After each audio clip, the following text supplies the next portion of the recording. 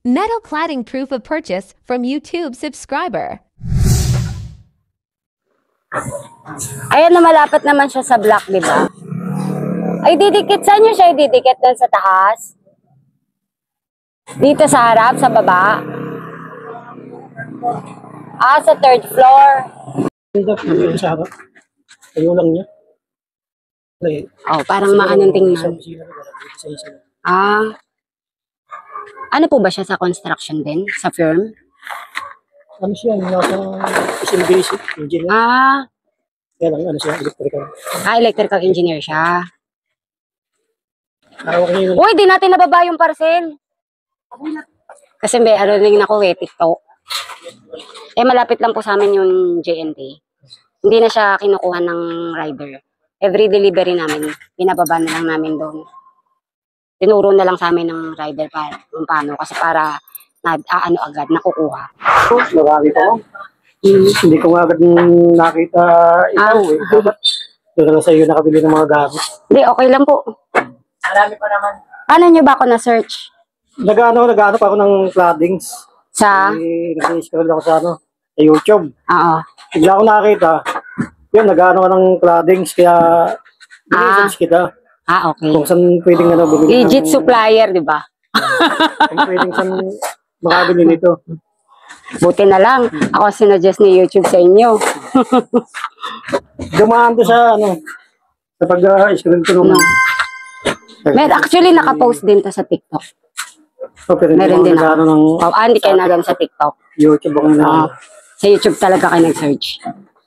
Nagpin ba kayo ng Nagpin kayo ng location? Hindi. Metal cladding lang yung pinin nyo? Yun lang. Tapos sinuggest na ni YouTube yung video ko. Ay, nakakita ko na. Ay, mataas. Pag ganun lang pasok. Ulit.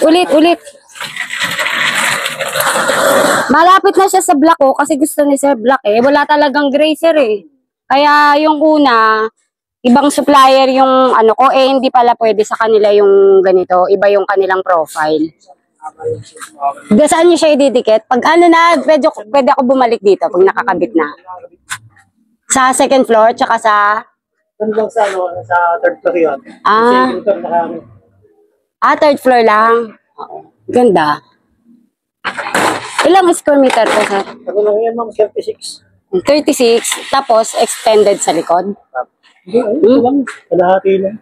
Hindi nakasama yung likod. Hindi nakasama? Nakaganon yan. Hati din sa gitna. Okay. Baka tamaan tayo. Ay, malapit na siya sa block. Kaya okay na rin. Gusto kasi ni sir, block sana. Mas mahaba yata yan. Yung isa ba, 10 feet?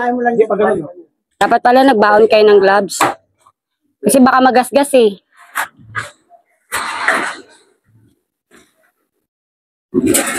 Ang ganda ng white. Parang aesthetic. Yan. Sabi nga, dapat yung wet dip sa harap, ayaw niya. Dito. Oo nga. Saan kayo nag-order ng bubong? Dito din sa sa kabila sa... Sa hardware na. Na malapit dito. Malapit dito. Nang naka-order na ako dito sa nakanak dito. Pero yun talaga yung yung gusto niya. Yung talagang cladding talaga plano niya dyan. Hindi, yung may costume ito. Hindi ko alam kung magandang pagka-costume yan. Siyempre, ayoko nang mabigat. Kaya sabi ko, nakaginis na lang. Oo nga. Sabi ko sa para mas magaan. Oo nga. Tapos ang frame niyo dyan, tubular, di ba? Tubular. Paano yung corner? Anong gagawin niyo dun sa corner? Hindi nga yung tatanong ko sa iyo kung magkano yung sa santuhan. Di ba lang siya? Parang sheet lang siya?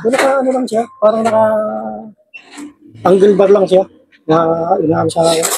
Meron ka? Pwede ba dyan yung wall angle? Pwede yun. Yung wall angle, yung ginagamit siya sa... ginagamit siya sa kisame yung wall angle. Parang, di ba siya yung yung parang frame ng vital paring, di ba? Parang ganun lang. Pwede ba yan sa kanto niya? Sa sulok ba? Sa corner? Kasi pagka nilagay sa wall. Ganun lang. Sa wall yan Sa wall niya Nanood ako sa YouTube. Ganun lang ginagawa nila. Wall angle. Wall angle lang. Meron po kami nun. Magkano nga naman? 50 pesos. Ang Walang gel? mahaba yun. Ano po siya? 10 feet. Tapos anong gano'n? Parang ano lang siya, 1 inch. So, dahil marami kaming kakumpetensya na negosyo sa area namin, sinubukan ko pong gumawa ng content creation. Nag-upload po ako sa YouTube, nag-upload po ako sa TikTok at sa Facebook. Like ito pong customer na ito, subscriber ko po siya sa YouTube at sinubukan niya pong mag-order sa akin nung mapanood niya po yung vlog ko about po sa metal cladding dahil sa area nila na malapit po sa amin ay wala po siyang makita ng product na pinopromote ko. So kung ongoing po yung inyong construction or home improvement project, pwede niyo pong i-visit yung aking TikTok. Meron din po akong TikTok shop at yung YouTube ko kung meron po kayong mga materials na hindi naiintindihan or gustong malaman, you can message me sa aking FB, Santos M. Dali. At kung meron naman po kayong mga kailangan ng mga small items, sa mga hardware items, ay pwede po kayong mag-order sa aking TikTok shop. So, shout out po kay Sir Esmond Jr. Thank you for watching my videos at sa pagtitiwala at syempre sa pag-order.